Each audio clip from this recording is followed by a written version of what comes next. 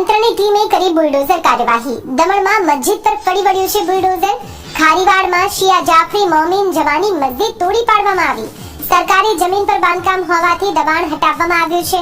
તંત્ર દ્વારા સંચાલકોને નોટિસ પણ અપાઈ હતી.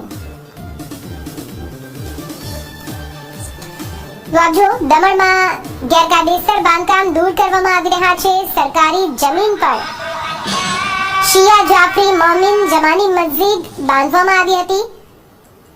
સરકારી જમીન પર આ દબાણ કરેલું હોવાથી ચુસ્ત બંદોબસ્ત સાથે આ પૂરા દબાણની કામગીરી અહીંયા કરવામાં આવી. બુલડોઝર ફેરવવામાં આવ્યું છે અને આ સરકારી જમીનને ખાલી કરાવવામાં આવી છે. તંત્ર દ્વારા બુલડોઝર ફેરવીને આ મસ્જિદને દૂર કરવામાં આવી અને સરકારી જમીનને ખાલી કરવામાં આવી છે. મસ્જિદ પર ફરી વળ્યું છે બુલડોઝર. દમણમાં શિયા જાફરી મોમીન જમાની મસ્જિદને તોડી પાડવામાં આવી છે.